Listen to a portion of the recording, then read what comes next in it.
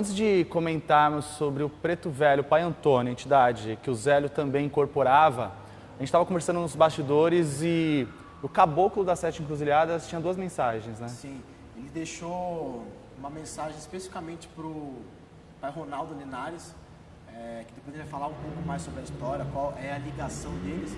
Toda vez que ele estivesse na cabana de Pai Antônio e visse uma borboleta azul, ele estaria presente. E o Pai Ronaldo relata que muitas vezes ele esteve na tenda de noite, borboleta não passeia à noite. De noite, 10 horas da noite, e ele via uma borboleta azul, às vezes pousava nele, pousava nas pessoas, e eles sabiam que ali o caboclo estava presente. O pessoal da tenda, os médios da tenda, sabiam quando o caboclo estava lá, porque nunca mais ele incorporou, né, depois que o Zélio morreu, e sabia que quando os médios clarividentes, quando viam uma luz, não tinha forma mais, né, era uma luz azul, sabiam que era o caboclo das Sete Encruzilhadas que estava ali presente, olhando. Que legal. Então, ele deixou avisado. Deixou avisado que se acontecer isso e isso, a minha presença que está. E a ligação com a cor azul, né?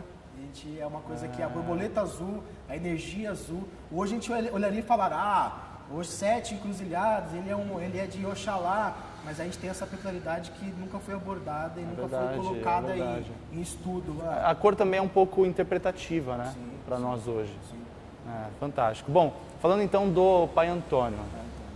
Preto Velho, que o Zélio incorporou também na primeira gira de Umbanda, né? Sim. Pai Antônio,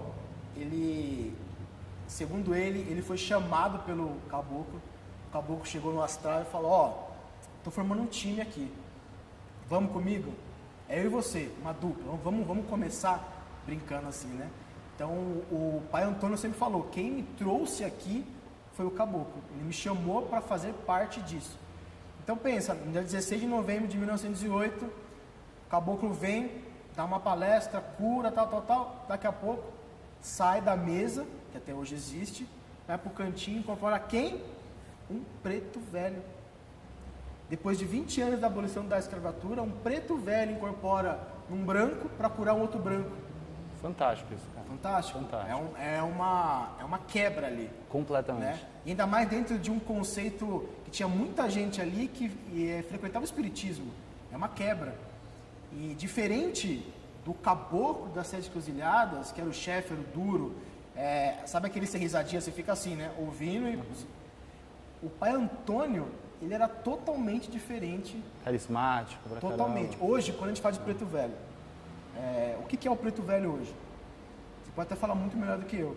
É o senhor quietinho, que pita o cachimbo, que tem umas palavras que dói na nossa alma, quando ele vai falar uma verdade que a gente precisa ouvir, o preto velho sabe, dá o conselho. E quando a gente olha para o Pai Antônio, para o preto velho de hoje, é uma conotação totalmente diferente. Por quê? Pai Antônio era brincalhão.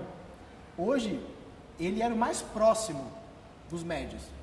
Hoje a gente fala assim, quem é o mais próximo? Exu. Hoje a gente tem muito assim, o Exu é o mais próximo, o Baiano é o mais próximo. A galera, o Caboclo Preto Velho é uma coisa mais, né? Distante. Mas lá não, o Preto Velho era o Exu que é hoje pra gente, que é o mais próximo. Então ele era o mais próximo. Quando ele chegava, ele pedia para os médios chegarem perto. Senta aqui perto de mim, vamos conversar. Ele era dessa estrutura. Pai Antônio bebia café, bebia pinga. Existe áudio dele, que ele é muito engraçado. O pessoal estava gravando, e aí ele chegou, começou a brincar com a criança, fazer uma piadinha ali, brincando, porque ele se conectava. O Pai Antônio tinha empatia. O que o Caboclo tinha do intelecto, assim, revelador, uma coisa impactante, que você ficava, nossa... O Pai Antônio é aquele que você queria ficar perto, conversando, ouvindo histórias, porque ele contava histórias. E ele se conectava, ele tinha um poder de empatia absurdo. Legal. E ele, no áudio, que vocês até podem ouvir no site da Tem Espírito da Piedade, ele fala assim, tá gravando, né, filha? Hoje não pode beber pinga não, né? Aí o pessoal fala, não, então traz uma água pro velho aqui. Não era nem um café. Então você tinha essas peculiaridades que hoje a gente... Já não vê tanto. Até tem caso do Preto Velho usar uma bebida, mas o padrão é café. E hoje em dia o pessoal fala, se o Preto Velho pediu pinga, então ele é um Preto Velho quimbandeiro. Então ele é diferente, ele não é um Preto Velho comum, mas naquela época não se tinha isso. Então, o Pai Antônio, ele tinha essa peculiaridade de conectar, de fazer o pessoal dar muita risada. E o que ele mais gostava de fazer é sentar com o pessoal em volta e cantar. Porque uma coisa também importante, que na época do Zélio, quem trazia os pontos era o Nego Velho. Inclusive o ponto de chamada do caboclo das Sete Encruzilhadas foi ele. Era ele que passava todos os pontos. E aí ele cantava, ensinava junto, o pessoal decorava. E tinha vezes que ele vinha, e era muito engraçado nos áudios você ouvir, que você sente aquela proximidade com o áudio. Você fala, pô, eu queria estar ali. Porque é uma coisa querida, sabe? E atual, é uma coisa que é atual, muito. né? É uma emoção. E ele cantava ponto pra ele, incorporado, para todo mundo cantar em volta.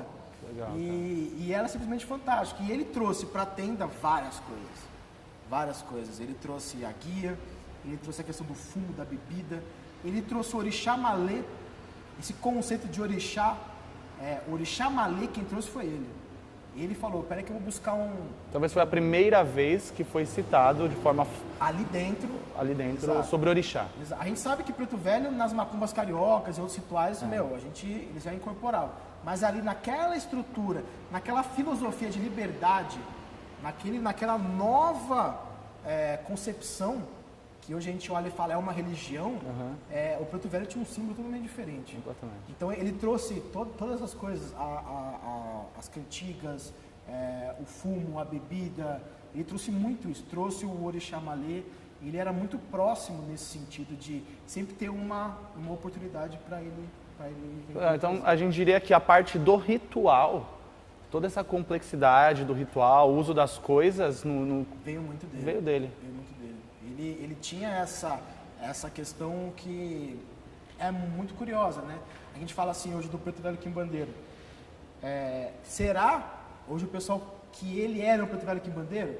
Se ele incorporasse hoje aqui, ele acho que ele é um Preto Velho Quimbandeiro. Tem um ponto dele que é simplesmente fantástico, que ele fala que ele é um Preto Velho Quimbandeiro. Que ele mesmo se... O ponto é assim, com licença, Pai Antônio, eu não vim lhe visitar, eu estou muito doente, venho aqui para me curar. Se a doença for feitiço, curará no seu gongar. Se a doença for de Deus, Pai Antônio vai curar. Coitado de Pai Antônio, Preto Velho curador, foi parar na detenção, por não ter um protetor. Pai Antônio é quimbanda, é curador. Pai Antônio é quimbanda, é curador. É pai de mesa, é rezador.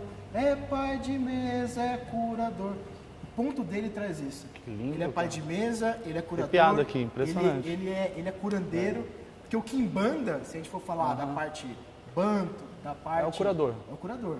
Então... ali nasceu. Então ele era esse cara, o curador, também como o chefe, também era curador.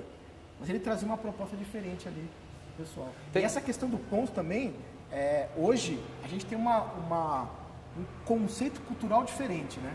Então hoje assim, os ogãs constroem o ponto, a galera inspirada constrói o ponto. Lá não, vinha um guia, incorporava e dava o ponto dele. Que é uma coisa...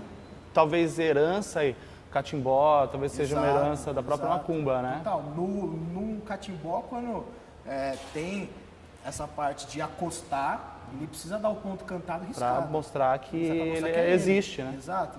E na Umbanda, hoje o pessoal fala, Umbanda tradicional, Umbanda raiz, o guia tem que vir, riscar o ponto, dar o nome. Aí é muito de casa para casa, de vertente para vertente, mas se tem um pouco disso também. E é uma coisa interessante, porque vem do astral, né?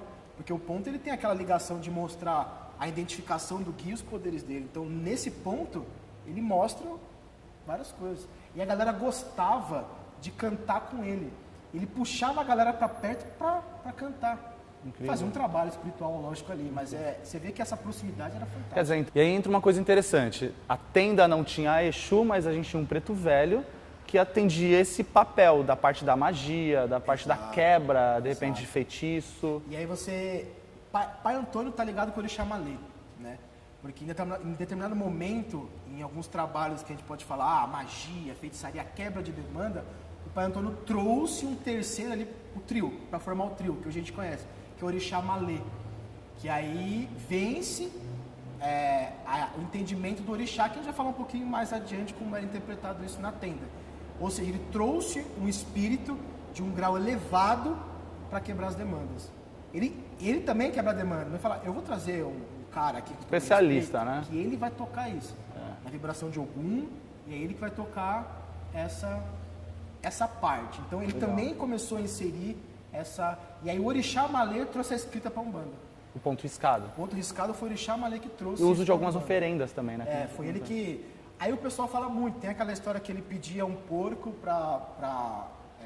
se fazia o sacrifício de um porco para fazer a feijoada de Ogum, mas na verdade ele nunca pediu para fazer um sacrifício de um porco. Ele simplesmente mandava, eu quero que vocês comprem um porco assim, assim, assim. Eles contratavam um profissional para matar o porco, limpar ele, separar para ele poder fazer o uso da carne. Exatamente. Então existe também essa confusão, mas lá se fazia. Não se fazia.